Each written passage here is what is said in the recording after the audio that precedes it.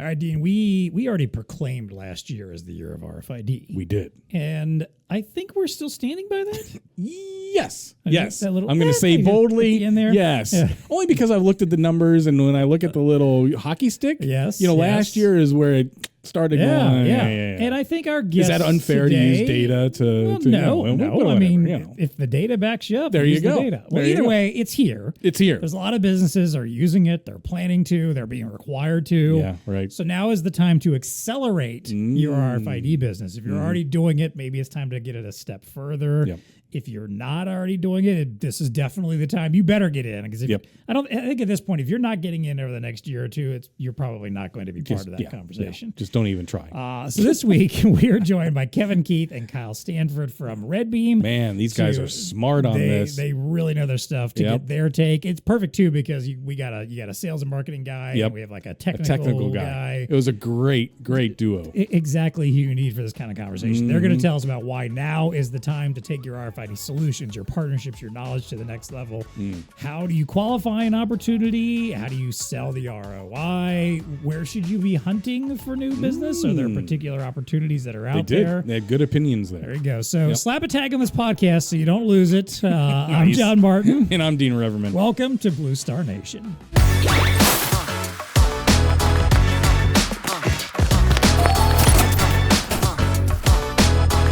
BlueStar Nation podcast is brought to you by Elo. In a world where technology evolves rapidly, your customers' legacy POS infrastructure may be silently holding their business back. Help them future-proof with Elo's flexible, open platform. All right, I'm done with that. Why are we talking like this? I don't know. It just whenever you start something in a world, I feel like you have to use. I see. Yes. The in a world. Yes. Movie thing. There was some guy that got paid a lot of money to do that for a long time. All right, well, let's get to the ad, because that's what Elo's actually wants us to do here. Elo's enterprise-grade hardware platform provides the modern foundation that retailers need, delivering standardized architecture with open compatibility across today's leading software solutions and tomorrow's innovations. Elo's modular approach seamlessly integrates emerging technologies while maintaining enterprise-wide consistency, eliminating the proprietary restraints and constraints that have historically locked retailers into outdated ecosystems. We don't like outdated We don't like that at all, no. By transitioning your customers to Elo's flexible platform, you're not just upgrading their hardware, you're future-proofing their entire technology strategy with a solution designed to evolve alongside consumer expectations and market demands. Why choose Elo? Software-agnostic platforms. Yes. Enterprise-grade support. Commercial-grade durability. And an extensive partner ecosystem, all built around Elo's lineup of flexible, scalable hardware, peripherals, payment devices, and that modularity that we love for any business need. Why wouldn't you at this point with Elo? I mean, I don't get it. Yeah. Exactly. Exactly. Yeah, point. Bam, Stanford, we're done. To learn more, check out the link in the show notes or contact the BlueStar Elo team. All right, our first of our two guests today is Kevin Keith. Yep. He's the VP of Sales and Go-to-Market at RedBeam. Kevin, welcome to the show. Tell us a little about yourself, your background. What do you do every day out there at RedBeam?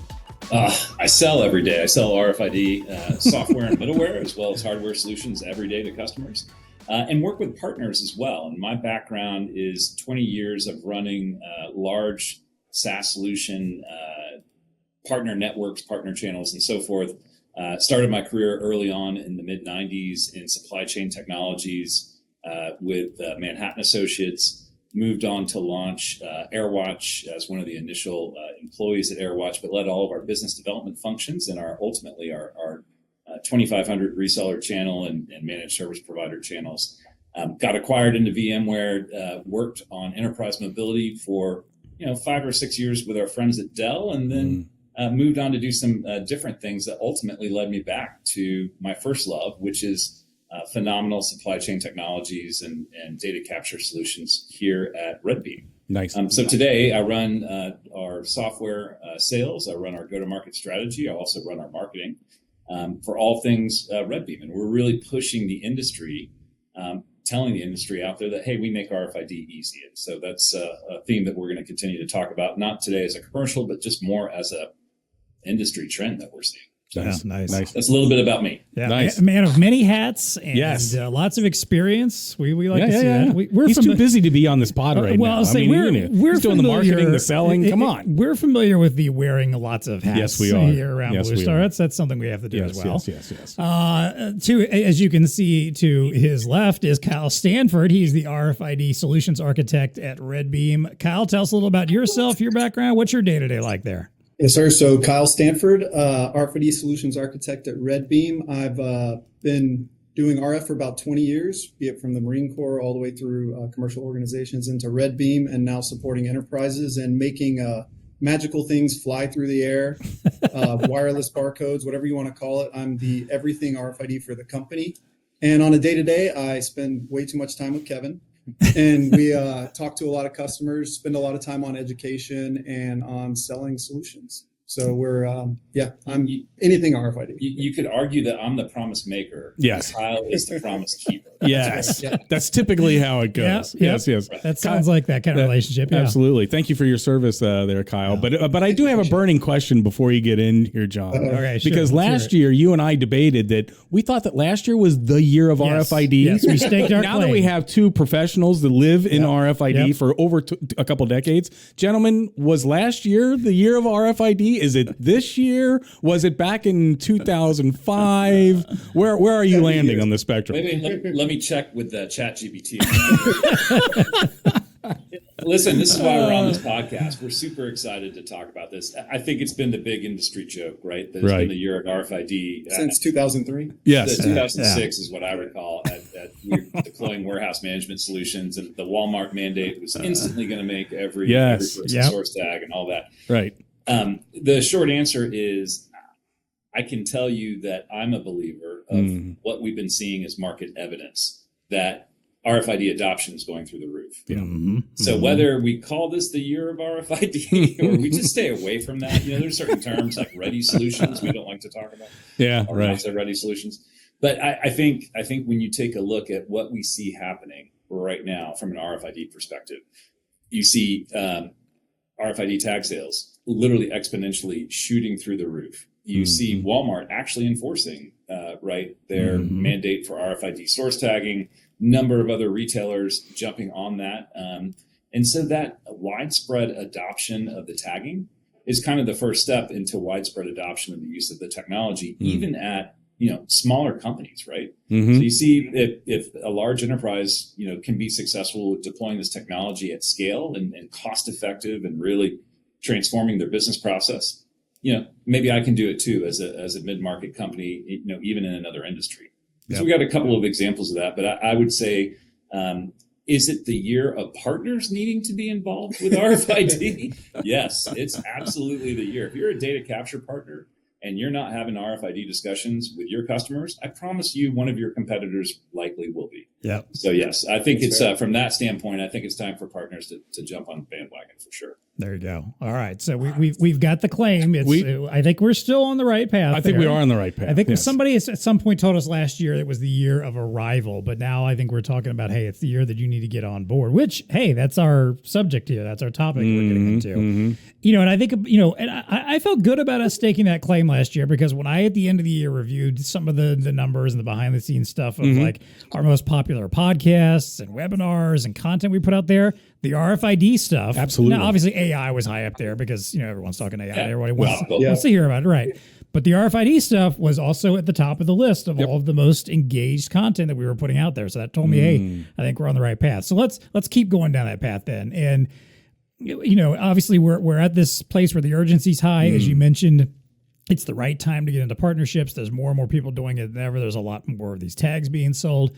So talk about what you guys are seeing and hearing out there. What are people telling you when it comes to the RFID conversation? And then elaborate, maybe as you started there, Kevin, on this idea of why this is the right time right now for resellers to really start expanding and accelerating their RFID business, finding more partners like RedBeam and making this a mission critical part of their go forward solutions. You want to take that or you want Yeah, you got this one first. I'll butt in, I promise. So listen, I think customers have gone from RFID-curious to RFID-serious, right? That was very long. I'm just kidding. I stole the free line. No. In all sincerity, I do think the cost of the solution has come way down. The reliability of the solution has gone way up, and that's from a hardware perspective, label perspective, and so forth.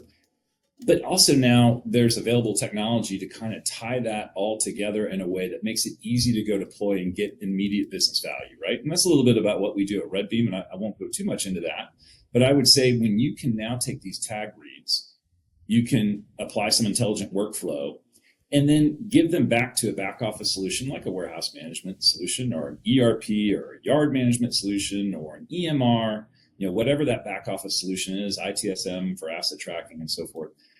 That creates real business value, right? That does something. And I think from that standpoint, this is where partners who are not having those discussions really should be. And while we were kind of preparing for the podcast, Kyle mentioned something, so hopefully I'm not stealing this as well. He's going to steal another one of my lines. Yeah. It's okay. As we have grown our channel community from a RedBeam standpoint, right? We have, we've got a couple of really hardcore, just great RFID partners. And what we found as we continue to expand is that most of the partners, the value-added solution providers out there, they're having these discussions with customers. And they can go deploy the hardware or they team up with somebody else to go do it, and they see the value of it. They can get the reads, all of that. Where they get stuck, right, is what do I do with that now? How do I go make something happen in the back office that makes the whole project come together? So I do think that, again, that compelling moment of having this discussion right now for VARs is absolutely true.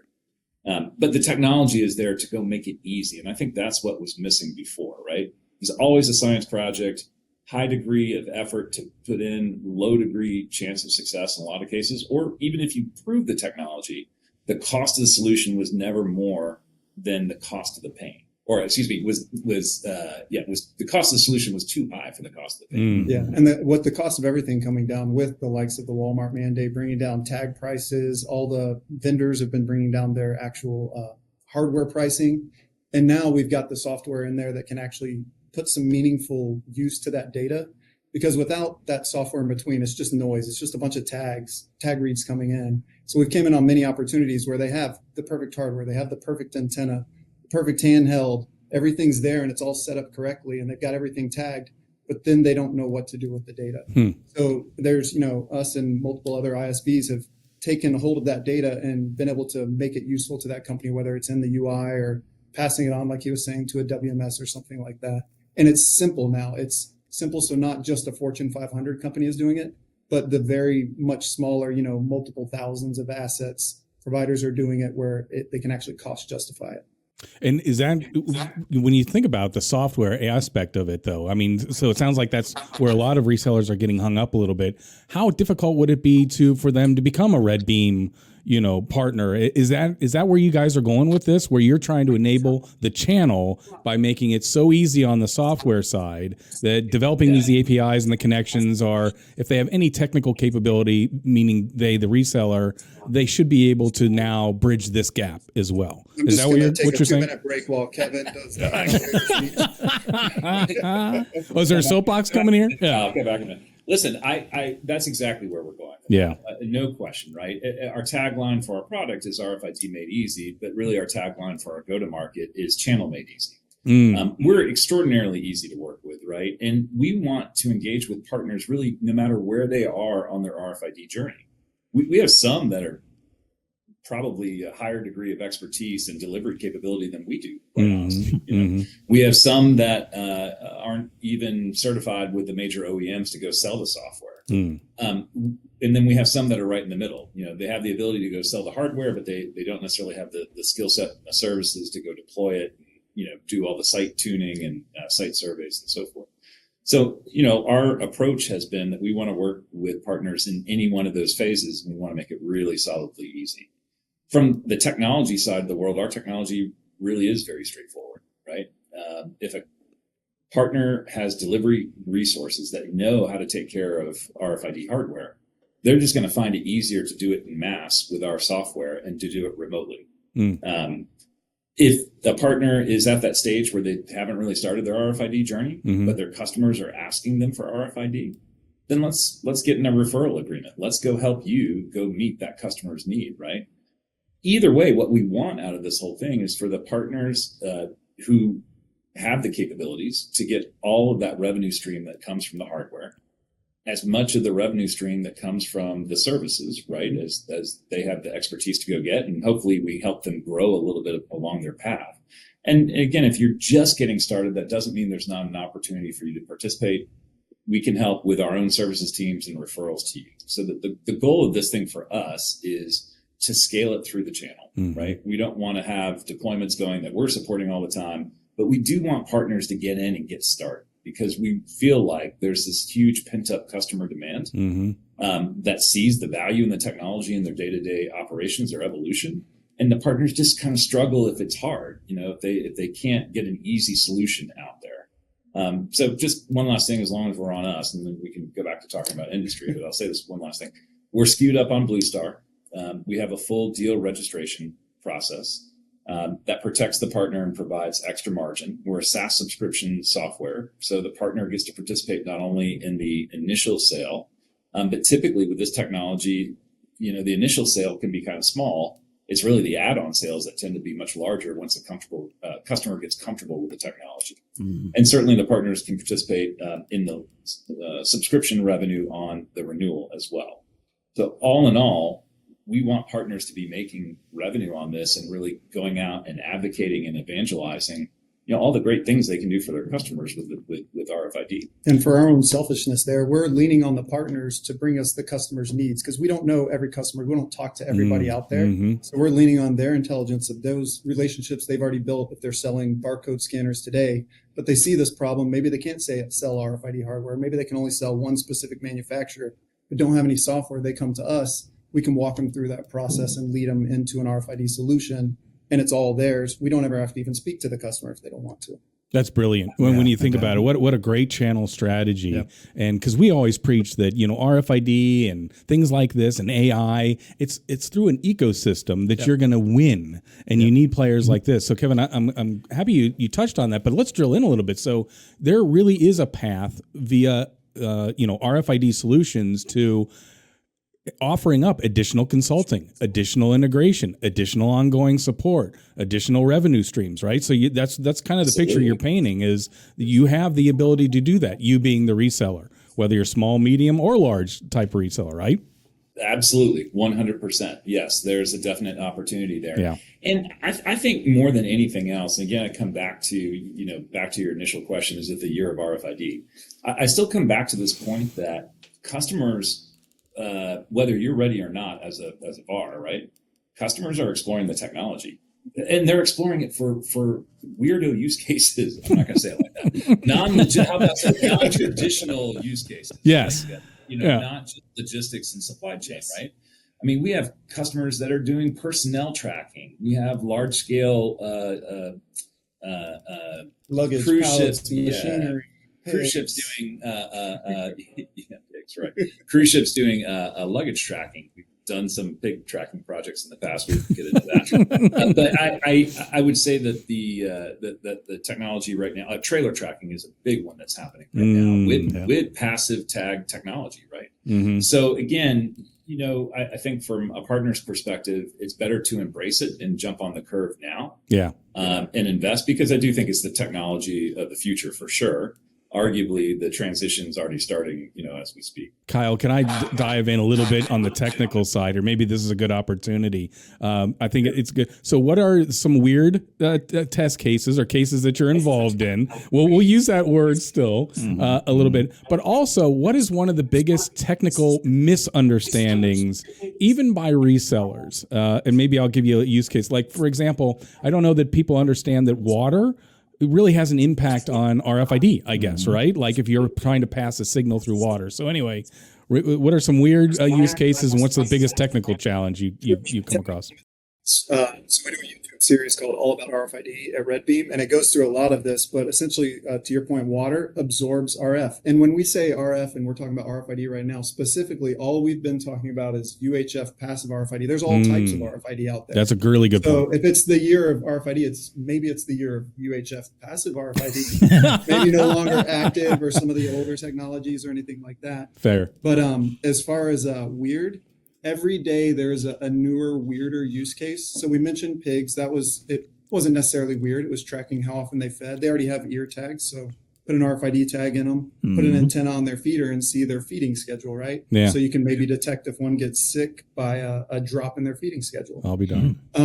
But every customer has their own ideas on what they want to do up front. My big thing is level setting expectations of what RFID can actually do. So we go all the way back to the technical misunderstandings, not GPS.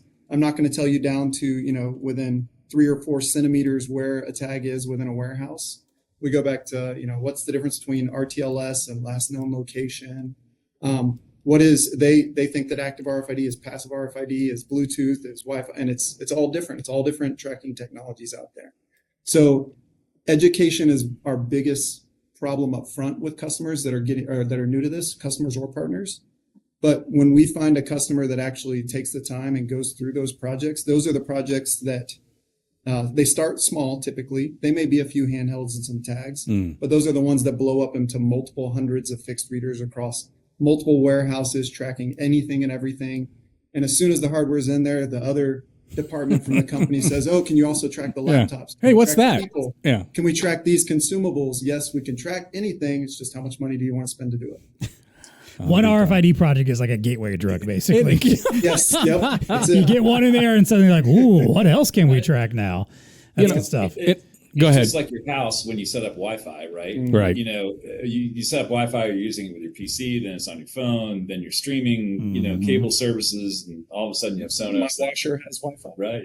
Yeah. It's the same kind of thing. We had a customer just recently, actually, that it is getting started on deploying RFID in their warehouse. And in a fairly comprehensive, they have a fairly, their pain point cost is really high. So for them, they wanted to get very granular in terms of how detailed they're tracking.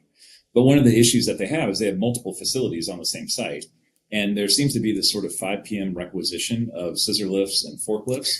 So not at all what problem they're trying to solve. But the minute they had the fixed readers in place at top doors, they were able to put hard tags on, their equipment. And now, okay, I know exactly where my very specific fork truck is that should be in this warehouse, but it got, It was acquired. It was acquired after hours acquired. Yeah. Right. Not to go down a path, but I'm interested in your answer here, Kyle, as it relates to, I can imagine when you start getting into some solution building, how often do you start going down a path of outside of RFID and more into sensors? Do you find that from time to time, like, temperature reads? I guess I'm going back to your pig, but I can see like, when people start to understand what RFID can do, and then their mind starts thinking a little bit, well, why don't we do temperature sensing or, I don't know, humidity sensing and stuff like that. Do you find yourself also getting into those conversations or what does that look like? We do end up in those conversations. Yeah. So what'll happen is part of being able to provide a good solution to the customer is not walking in as a carpenter. So everything is a hammer and a nail, right? That's so right. I've had to learn about Wi-Fi tracking. When is it better? When should they have a Bluetooth sensor? Or when should they have one of Zebra's temperature sensors? That whole unit. Learn about all those different technologies, because I have walked into customers and said, "You're not ready for RFID. You don't need RFID. You just need some barcode tags. Or this is a Bluetooth tracking project, or you need GPS sensors, because you want to track these trailers over the road, and RFID doesn't necessarily make sense for that. It makes sense more in like maybe a yard, right? So it's understanding all the different technologies. The sales guys don't like me because I walked out of meetings and told them we're not the right tech for you and we're not the right software. But I can hand them over to those people, and the partners can go sell that technology instead. Yeah. I mean, this world of IoT, right? It's like there are so many ideas out there and so many things that you can do. Yep. And sometimes I would imagine that deviates from an RFID conversation, even though Kevin might be frowning over there. But anyway. That just means he's got to get into sensors and stuff. Go sell some sensors, Kevin. That's right. Absolutely. Listen, put it in the bag. Put it in the bag. There you go. We'll add it to the development roadmap. There you are. Yeah, exactly. Well, let's go a little further down that path of the opportunities then, and qualifying these opportunities. We've talked about. I like that you mentioned hey, maybe there is times when you have to say, look, this is not exactly what you need in the right way you need it, because I think that was the other part of the conversation we started having last year is to stop talking about RFID as the barcode replacement. It's right. We're going to shove that aside and it's going to be all RFID from here on out. No, that's not going to happen. There's just situations where barcoding still makes more sense. The two can coexist even in the same business, in the same enterprise very easily. So let's talk about some more examples of how you go out there and qualify an opportunity to figure out, all right, is RFID the right choice to be made here versus the traditional barcoding? Maybe somebody's already working with someone that they've got a barcoding practice, but they're trying to figure out where to put RFID. And rather than just, again, a wholesale shift, how do we get to just what we need and where we need it? And then how does doing that and selling that solution kind of deliver the ROI that people are looking for and ideally lead you down the path of, all right, I liked what I got here. Let's see where the next step takes us. Or maybe this is just a reason why we can suddenly become a closer partner and find more ways to work together. How can basically RFID be kind of the foot in the door towards other solutions and other opportunities, maybe even outside of that technology? Yep, I think I'll let Kevin do the sales answer after me. But from a technical perspective, the higher the quantity and the higher the cost of the items and the more they move, the more you lean towards that RFID side, right? With barcode, you have a manual interaction every time, even if it's an automated barcode scanner, it's still that manual interaction. With RFID, with a barcode scanner, I can scan, say, 100 tags in a minute if I'm really good. With RFID, I can wave the magic wand around and scan 1,000 tags in a second. So there's no real comparison there. And then the automated, the fixed RFID readers in the ceiling are doing that all day long and giving you that actual location. Barcode can be It's manual and it can also be tricked, and people know how to print barcodes now, but people aren't faking RFID tags to shortcut their job. So from a technical perspective, that's always what's leading me in that direction. But I'll let you go from the other side. Well, I mean, look, I think from a selling perspective, this is what I tell partners very clearly, and what I tell my own teams. It's very easy to get sucked into an opportunity where you've got an operational person on the other side of the table that's saying, hey, help solve my problem. I've got this real urgency. We've got to get it done. So now, how do you start to qualify that a little bit, right? So that you're not spending time maybe on a customer opportunity that's just never going to go anywhere, or, in the past, they would have called that a science project. For me, it really comes down to a couple things. Again, what's the financial pain of the problem? And do you know that? Do you have it scaled in some way, shape, or form, right? If the financial pain of the problem is on making revenue or blocking revenue, or, hey, if I implement RFID, I can create a whole new business practice, that's a great project. That is a fantastic qualified project right there. Now, you also have to have all the other standard sales qualifications, right? Like, is there a budget? Do they have access to power? Who's sponsoring? Is IT supportive of this, and so forth? But if it's tied to a customer either bringing in more revenue, increasing their revenue, or starting a new line of revenue, those deals are always much easier to justify in the eyes of the customer when they get that big RFID price tag at the end of your evaluation. If it's about cost benefit and saving money on efficiencies and so forth, I'm not saying those aren't great either. I'm saying you got to go one step deeper. Again, there you really have to understand what are the direct costs of the problem, not the soft cost, but the hard cost benefits, because that's what you're going to be up against at the end of the evaluation. Is that customer, the owner, the person who's excited about RFID, having to justify that with procurement. And if you're not, I typically look for a 3 to 6 month payback of the ROI. If you're not there, if you're at a 12-month payback, you kind of really need to start to question a little bit, is this the right path to go down? I will say in those areas where it's just sketchy, sometimes as a salesperson, you don't know, right? Because the customer themselves, they don't know, or they're lying to themselves, or they just don't have the right data because they don't collect any data, all that. The ultimate qualifier for me is, hey, let's pay for a site survey. Let us come out to your site. Yes, that's a paid for service. Yes, it has time and materials associated with that. But if you're willing to do that, you're pretty serious about your RFID investigation, right? And so it's just a sort of a fail fast, have the rubber meet the road kind of qualification opportunity. But again, I go back to it. When we do see those weirdo use cases and so forth, a lot of them really are around this concept of I want to increase my revenue. We have one customer that has a significant issue with missing orders because they manufacture products that have component parts that take a year plus to go get those component parts. So if they lose them, right, in their warehouse, which has been known to happen, they miss these customer orders. They not only lose the order, but they lose that customer potentially to a competitor for life, right? Yep. Wow. That's a great one of those ways that you go qualified. But that from my perspective, those are kind of the basics that we really look for. Yeah. And if we go back to barcode, so the idea of like RFID replacing barcode, I like that you said that that's not it. And it's really, it's RFID in its initial phases typically augments the barcode. So with our software and many other ISVs out there, we're not just reliant on the RFID tag. You can also walk up with that same scanner and scan the barcode and get the same information. So it's not just a rip and replace or a whole new technology. It's augmenting, and maybe you only do it for your high value items, and your pencils on the shelf are still scanned with just the barcode that's on it, right? You don't do that for the little tiny cheap stuff. So it's augmenting and giving you a lot more visibility, and maybe automating that visibility along the way. But in the first phases of a customer meeting, I often talk about it as just a wireless barcode, right? It's just giving you that ability to read it without line of sight and maybe automatically via a fixed reader in the ceiling.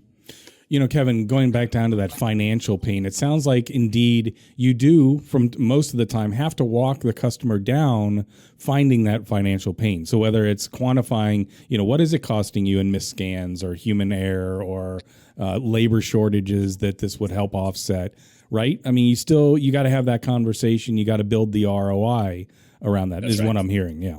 That's right. And I mean, honestly, I think a majority of VARs do a really good job of that. And I would say a VAR versus like a solution provider, right?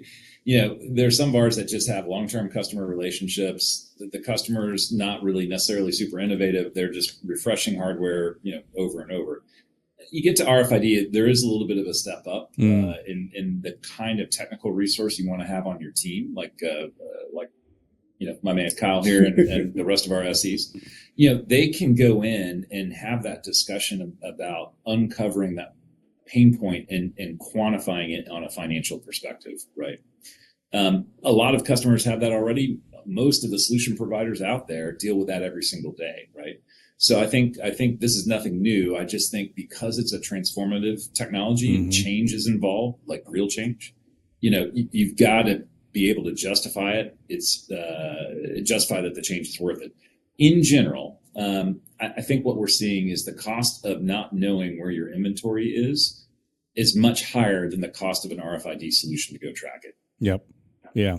And it seems that way in this just involved. Go ahead, Kyle. Yeah, were you going to say? No, that was it. Yeah, I was nodding along with Kevin there. Just the just-in-time nature of inventory. Maybe we'll get into that here in just a bit. But, Kyle, you said, I think if I'm quoting you right, the higher the asset cost and the more movement, the better fit for RFID. Did I paraphrase that correctly? It's correct, and it's a general term, right? There's not like some hard and fast rule of that's 100% an RFID solution because well, first of all, they may not have the budget for it, but right. It tends to be the initial ones we saw, right? This started out like manufacturing and logistics and places like that. It was the really expensive things that were a lot of them were moving through, so they had to have visibility of it.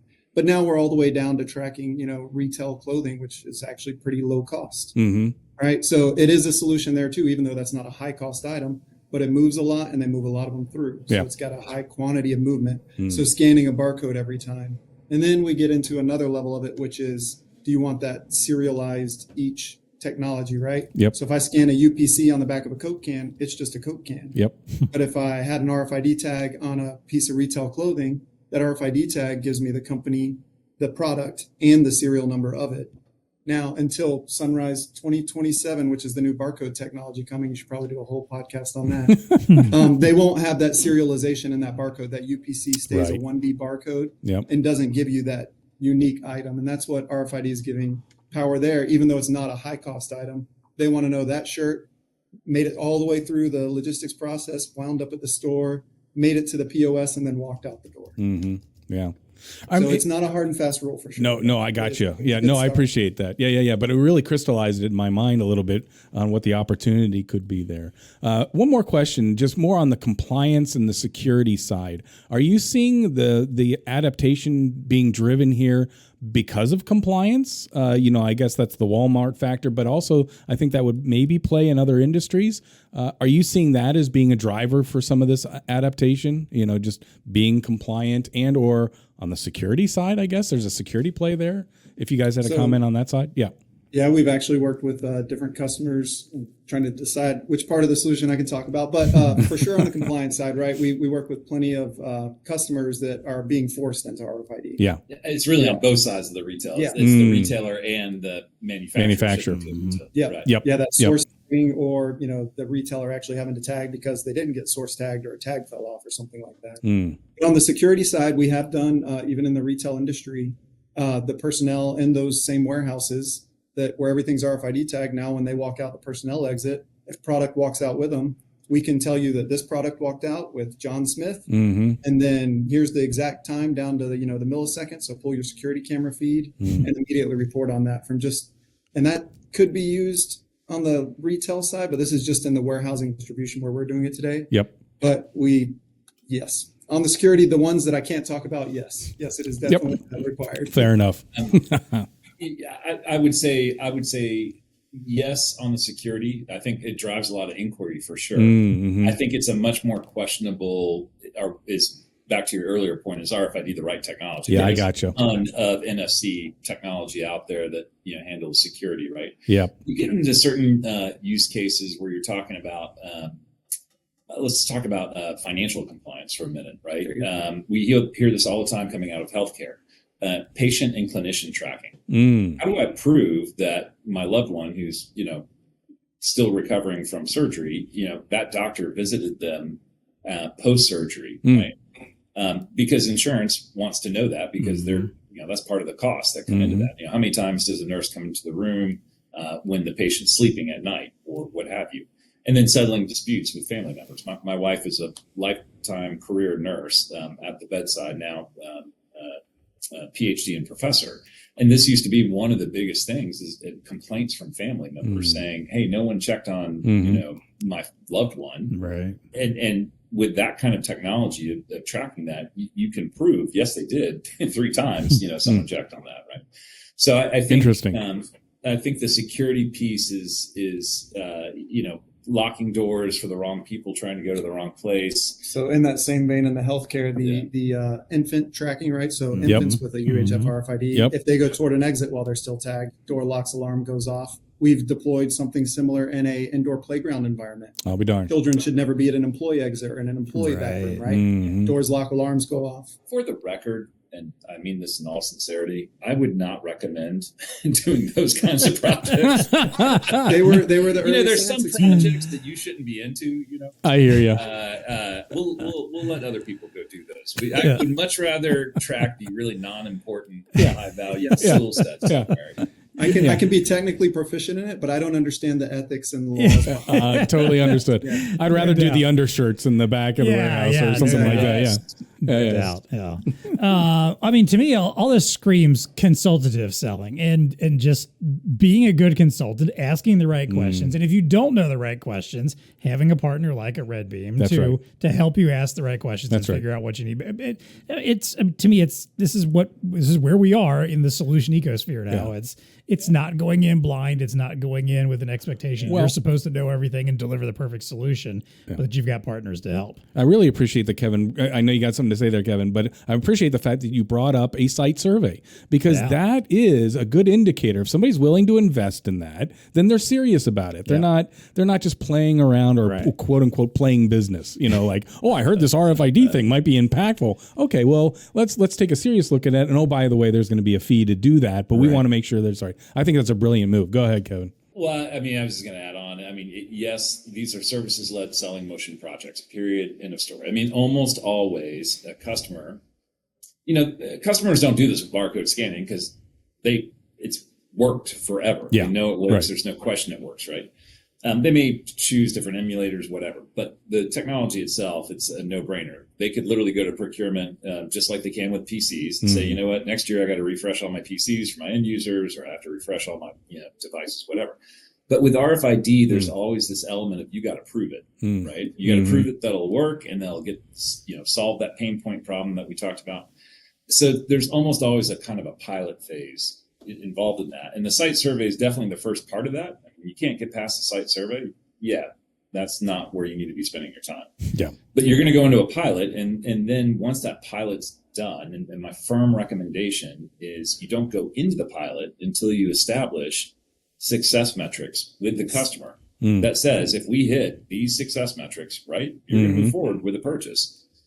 It can be a hard discussion, but it doesn't have to be with the customer. They want what you want, right? They want the benefits. But what that does is it takes some of the emotion of making a big cost, investment off the table at the end of the deal. Yeah.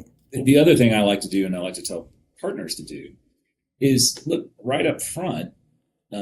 Is in a lot of cases, now I'm not talking if you're doing a 100-site deployment or whatever, that's a whole different shooting match. But if you got a customer that's out there saying, hey, I want to go deploy 50 fixed readers, they have no idea what the cost of that is. So send us your site diagrams, right? Let's walk through before we get on a plane or we spend time and waste your time and ours. Let's go through that diagram together and let's put a budgetary proposal that's going to be 80% of what the eventual total might be. That gives customers a 50 fixed reader deployment really is going to be probably 300,000 or more type project, right? Do I have 300,000 or more in the budget? And if not, how do I go handle that? Yeah. So those are some techniques that you can use up front to ensure that you're not wasting your time and to really kind of hard qualify before you spend a lot of time getting it. Nice. And by the way, for partners who don't know how to do that, we certainly help partners through that. Yeah, we pretty much fill the gap in any of the piece of the selling process too. Like I said, we do the education process. We can do it direct with customers or do it with partners and let them educate. We can help with the surveys. We can help with the services. We're obviously going to fill the software gap. We're going to give them an exact list of hardware parts if they need that too, right? If they're not apt at selling these, some of these handhelds take 6 different parts to make one RFID handheld work. Putting all that together for them is important and really helps in the process. There you go. All right, I'm going to play devil's advocate for a moment here because I could see a scenario where there's some VARs listening that maybe aren't involved in RFID yet or just kind of dipping their toe in and aren't sure of how much they want to expand this. They might have been hearing some of this conversation and thinking to themselves, man, this sounds like a lot of work. We're talking site surveys and pilots and making sure we got the right applications. Do we need to go down this far? So let's pivot then for our last talking point about what are some good places to start? If you were going to recommend some places to start hunting in some specific industries, use cases, we've talked a lot of interesting niche use cases, but are there places where you think are primed right now to go out and start offering up RFID solutions that the time and effort that they're going to have to put into it to make this happen are going to be justified because it's places where that people honestly do need and want this technology and are more likely to actually adopt it? Yeah, I imagine this is one of those where they say, well, it fits in this vertical and this vertical and this vertical. And that used to be the case. Right. And RFID has just slowly trickled across everything. So from a technical perspective, there really is no limitation. If you can imagine it, we can do it. It's just, is it cost effective, right? We can track beer kegs and we can track clothing and we can track pigs and people and luggage and any environment. It's just, it may take a lot more readers or a different type of tag that's really expensive. But from an industry perspective, I'll let you. I think, look, the traditional industries for RFID, right, have always involved some amount of transportation logistics. So whether that's retail, manufacturing, third-party logistics, of course, big opportunities there. By the way, 3PL, just a quick side note, big opportunities because, again, there it's part of the revenue stream. It's not just about being efficient, right? A lot of those 3PLs charge by every single time they touch a customer's pallet, or they move a trailer, or they do whatever. So having that be accurate means a direct top line, impact, right? So that's a great place to go hunting. I would say,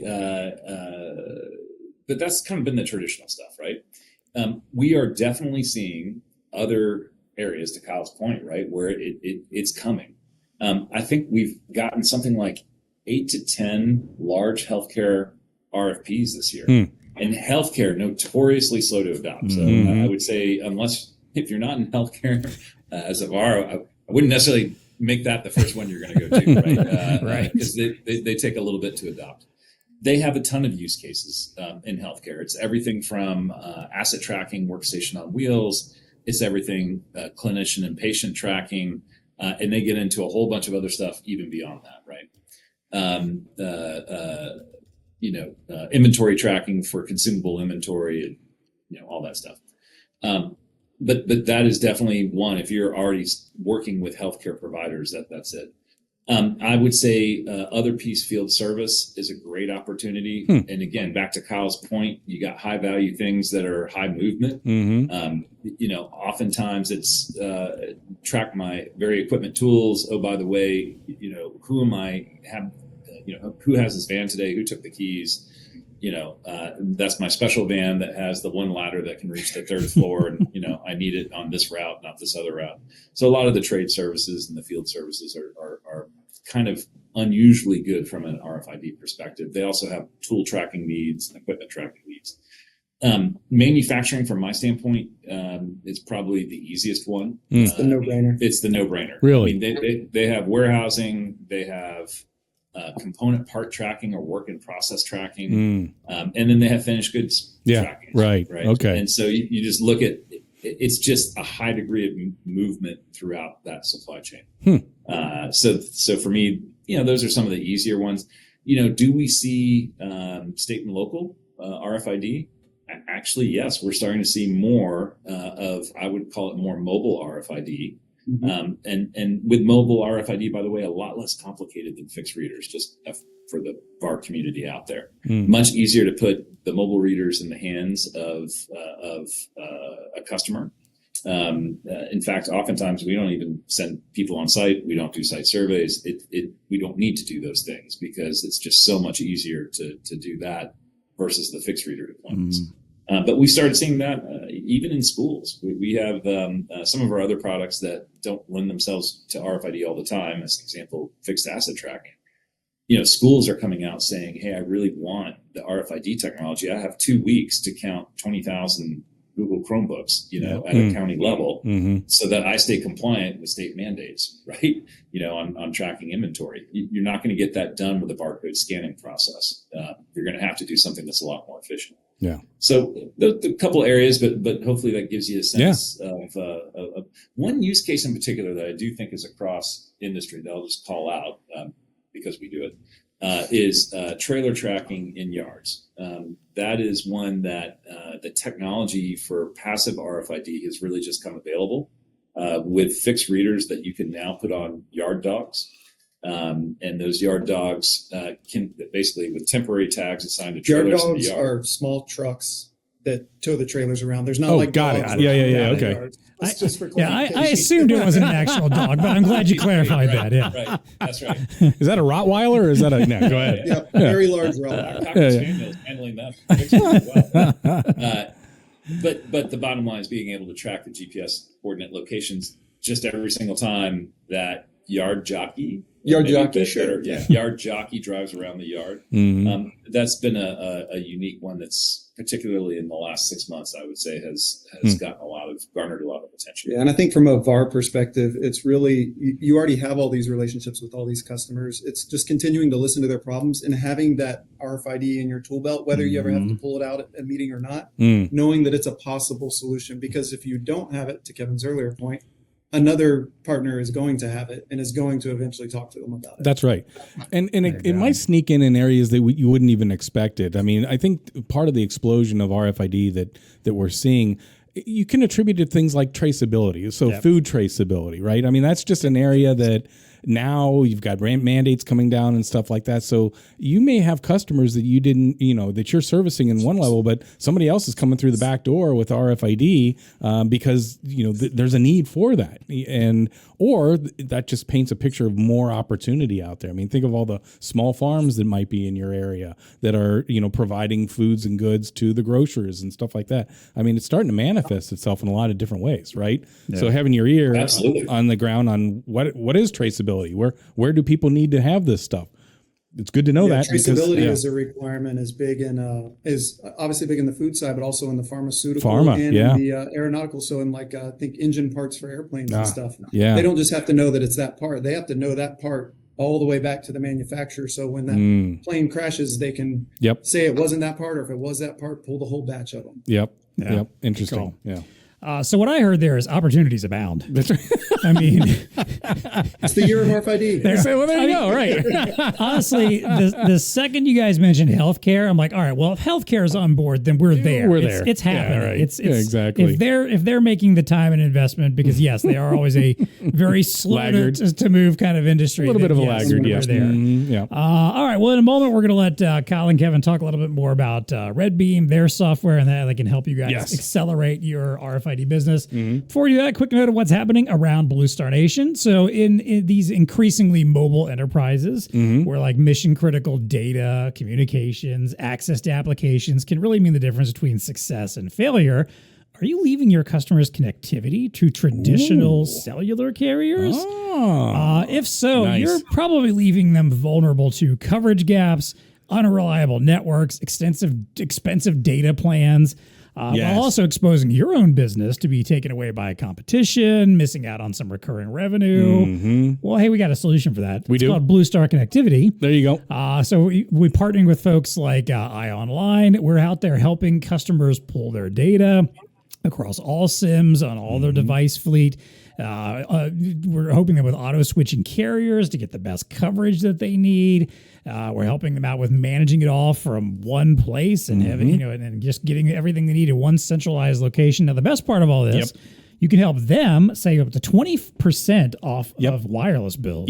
I would think most of your customers would be interested in that. No, you think so? Yeah. You, dear VARs solution provider, you can earn up to 15% of recurring revenue on every connection as well. Yeah. I mean, Kevin's out there selling recurring revenue. We got data that's recurring revenue, right? This whole podcast We're trying to make this whole thing sticky. But no-brainers Exactly, no-brainer. So check out BlueStar Connectivity on our webpage. Check the link in the show notes or reach out to our esteemed Jim Hilton to learn more. That's right. I promise you he will be more than happy to talk to you about BlueStar Connectivity. While you're doing all that, take a quick moment to hit the like button on this episode, subscribe on whatever platform that you're on, leave us a comment, leave us a review, reach out to us, tell you what you want us to talk about on the episode. If you liked some of the stuff you heard today, say, hey, Kyle seems to know his stuff. Kevin's got some good ideas. Bring those guys back on and talk more about XYZ of RFID. Tell us. We're happy to do it. I mean, I'm always happy to crowdsource podcast topics and guests and ideas. That way somebody's interested, other people are interested. Yeah, so I don't have to keep sending a bunch of emails around all the time. Hey, you want to be on the podcast? Hey, you want to be on the podcast? So please send those ideas into us. You can always find us on the BlueStar LinkedIn page anytime, or you can email us directly, nation@bluestarinc.com.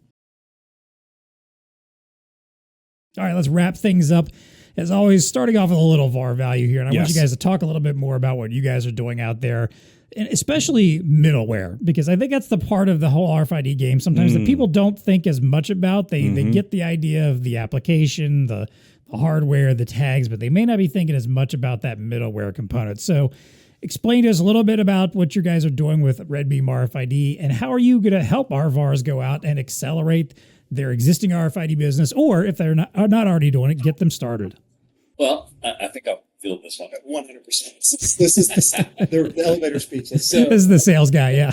Well, I mean, look, our tagline truly is RFID made easy. And the whole point is we want to accelerate these RFID evolutionary deployments and so forth for our partners and for their customers, right? So the whole idea of the middleware is that we're going to be the bridge that links all of these RFID label scans that are happening back to a system of record that needs those scans to do something. And maybe that's to accurately close out a purchase order, or to issue a shipment, or it's to see the results of a cycle count. And now you're feeding back to, an audit system somewhere.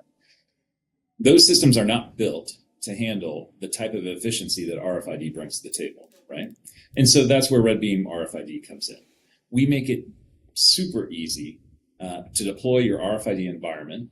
We're a full SaaS-based cloud solution. By the way, why is it so easy? We don't require any appliance to be put behind a customer's firewall.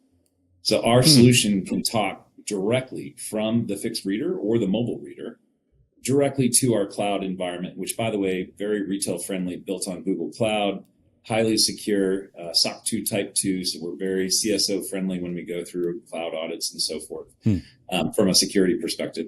But that's how we make it easy. I mean, within 20 minutes, essentially, of powering up and giving network access to a fixed reader, you can be up and running and reading with antennas networked and configured and so forth. We have full fixed reader management right from our cloud. So don't go configure one fixed reader at a time. If we can configure a whole bunch at one time. We have the ability to do store and forward with our mobile devices. So even when we're in a logistics environment where you're not always guaranteed to have network connections and so forth, we take the sting out of that. A mobile worker can still do what they need to do all day long. That's RFID made easy. It's that very deep, easy way to integrate. And by the way, one last thing I should mention. On our APIs, what makes it so easy for our customer? We probably integrate with over 60 different back office systems today through a technology called REST API. It's the web standard API, no development or low development integration capability. So any one of your IT teams will tell you that that is the not only a highly secure way to talk to each other, not only a very efficient way for systems to communicate, but also the standard low effort way to go do that. So that's how we make RFID easy. Once you do those things together, all of a sudden now, all that work that the partner did to get tag reads going and fixed reader antenna setup, all of that now has real business value because of what we're doing with that middleware component. And if you've ever been a technical person and sat with a salesperson, I'll just say they're not empty promises. All that is actually true. I don't have to correct you. You got Kyle there backing it all up and making it actually happen. Yeah. You know what the brilliance here is that, and Kyle has said it a couple times here, leverage your relationship. Yeah. Like if you're a traditional reseller that doesn't do RFID today, you have the relationship, you understand your customers, you understand what your customers' needs are. Now just plug into your ecosystem, bring in the RedBeam folks to help you navigate the RFID solution.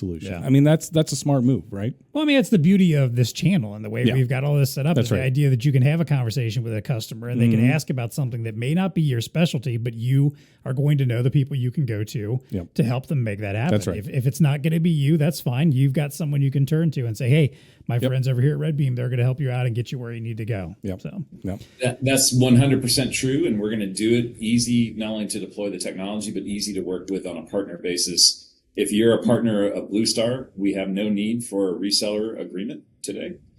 You can just order our SKUs right off the BlueStar catalog.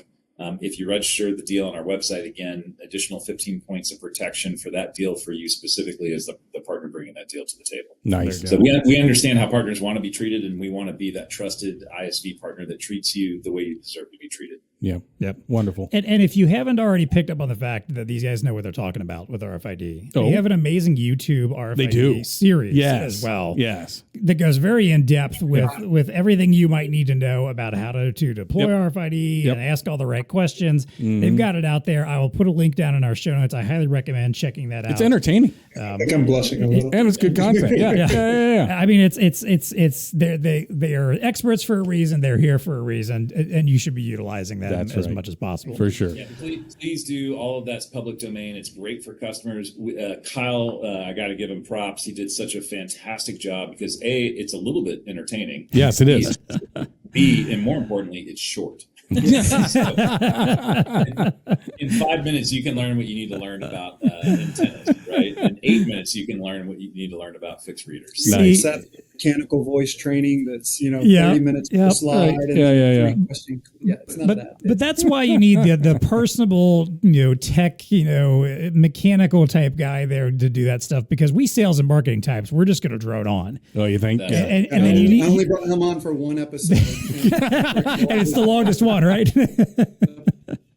All right, good stuff.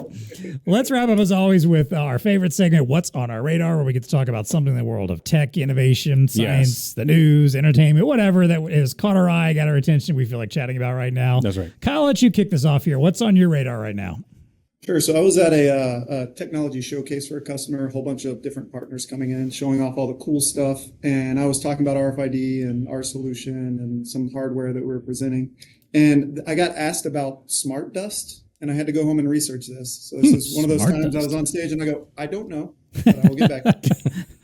And smart dust is actually, so Hitachi has come out with it, and it's not theoretical. It's a physical thing already, but it's the idea that something that is about the grain of sand can technically be an RFID chip. And in their latest variants of it have built it with an internal antenna. So now imagine your $100 bill is not verified by a marker with an employee holding it up to the light, but literally a chip that's inside of it.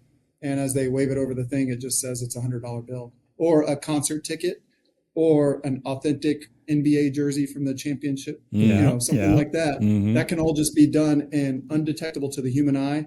But now when we start talking about that, now we have to go into like the ethics and stuff. Where should that be used? I'm not completely sure, but it is super low range. There's a lot of false information about RFID out on the internet, and specifically about this smart dust. I saw one of them said it was readable 600 feet away. Oh, come on. That is 100% untrue. Yeah. It's probably closer to an inch to 2 inches. I was going to say, you need power to get that far. Yeah, exactly. Yes, yeah. So that's the one that I've been. Smart dust. Hitachi, reach out. Let me know. I want to get a hold of something. See how it works. Yeah, it's basically little grain of sand sensors. Wow. Not just RFID, but obviously I'm interested in the RFID one. I got Google alerts that go off when anything new in the RFID market goes off. And That's pretty cool. That's what's been driving me. And where can I use it and where can I sell it? Nice. That's pretty cool. All right. Good stuff. Kevin, what about you? What's on your radar right now?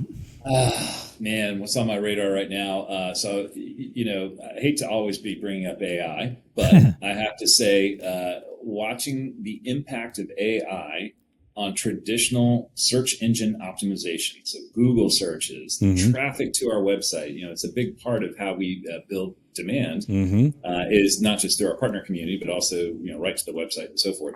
And it's just day in, day out. It's amazing because you go to experts in that field and they have no idea what's happening. Yeah. I mean, it's like the blind leading the blind right now. Yep. I honestly, it's kind of like everyone on the AI world flipped all the switches in an airplane at once. And I guess we'll figure out what happens next. So I'm that's currently right in front of me. I wouldn't even say that's future. That's happening as we speak. Yeah, that's a yesterday problem. That is a yesterday and next 6 months problem. Yeah. But if I extend out the other side of AI, right, the side that's been around since the 70s, machine learning, you start to take all these data sources like RFID technology, or you mentioned Internet of Things, temperature sensors, and all that stuff. All of that, when you start to think about it, is really just a way to digitally describe a physical world. Right? You feed all those data points into AI with a predictive machine learning algorithm. I'm just really interested to see what you get back out of that. I mean, the efficiencies, you look at the efficiencies that you got out of the 90s with the personal computer, the 2000s with the internet, mobility, in the 2010s, and then cloud computing and all that, and sort of the I would say even 2010s, 2020. But now you start to look at where we are as the decade of AI.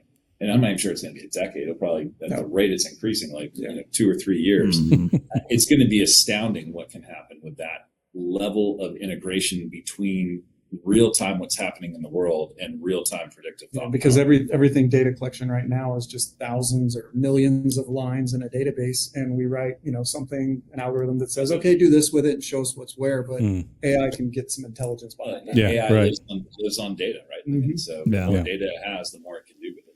Yeah. Awesome. I keep wondering if maybe like the real explosive AI application is not even something we've actually even started talking about yet. Like, it could be. Right. That it could be something that we're just starting to think about, and will suddenly, and within just a few years' time, will become because I feel like that happens a lot with technology. Sure does. There's something you put it out there, and everyone's like, "Oh man, this could be done for this, could be done for this," and then a few years later, we're all using it for something that was not what we originally thought we were using it for at the beginning. So Exactly. Yeah. I'm curious if that's going to happen. Yeah, like Google search is kind of that way. Like, there was some searching going on, but then Google came around and like revolutionized. Yeah. It was like just a way to find a little bit of information. Now it's like literally like how you can find all your information without even visiting websites. That's right. And that's kind of where AIs are just starting to go too. Like, you may never have to go to a website again, potentially. Maybe you're buying into the positive use of AI as an AI doom and gloomer over there.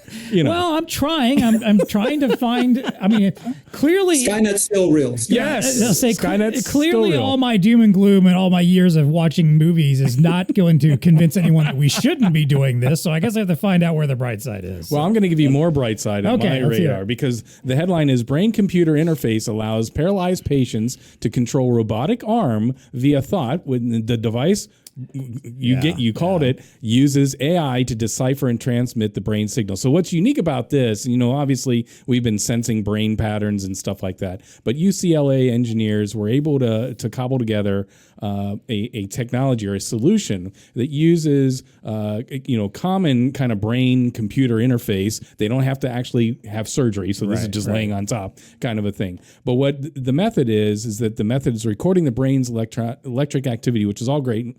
But it extracts signals that reflect movement intentions. So they're looking at the intentions. And how do they do that? Because they've paired it with a camera, and that camera has the AI in it that is interpreting what the user's intentions are. And it's marrying those up in real time. And so that now patients who are paralyzed can start having these thoughts, and it's actually working through robotics. But again, we're using the AI for the on the camera side for the artificial intelligence on the intention. So there's some good coming out of AI, right? I can always get behind there's good stories like that, improving people's lives. There you go. Helping someone do something they didn't think they'd ever be able to do again. Yeah, that's what AI should be used. That's what AI should be used for. That's exactly. right. Yeah. It's going to go back to that makes somebody money. Someday. Yeah. There's always that, but hopefully we can somehow find a way to combine the philanthropy and the money aspect there you go. for someone. What's on your radar, John? All right, so when you think about like maybe a very nerdy way to compete in some kind of high stakes championship, maybe you think of something like chess, yes, like gaming championships, or I don't know. They've got like Magic the Gathering, Pokemon tournaments and stuff like that. Here's one I did not think of. The high-stakes world of competitive spreadsheeting. What? Yes. Competitive spreadsheeting. So apparently this is a thing, and there's a new documentary that's recently come out and making the festival circuit called Spreadsheet Champions, which follows 6 competitors as they head to the Microsoft Office Specialist World Championships. I didn't know that existed. I did not know it did either, but apparently it's a high stakes, very very like how much money situation. Are we winning if I win the spreadsheet? It's not really. award? It's not even really about the money. Apparently, it's about prestige. It's a prestige. And because this is also something that's geared at younger folks. Okay. So it's students between the ages of 13 and 22 from all over the world that have to go through pretty rigorous testing and and show that they demonstrate their ability and interest in competitive spreadsheeting and understanding how to use. I don't have the heart to tell them that AI is going to take that all over. But anyway, you're being doom and gloom. I am being doom and gloom. That's right. Office Specialist World Championship. So how do we compete in this spreadsheet? Does it give you any detail? Like I can do a sum. So, it's obviously there's like 2 components of it. One is like obviously being able to just understand like the nuances of spreadsheet, and the article notes is a Guardian article that notes that most people only understand about 10 to 15% of what you could actually do in Excel.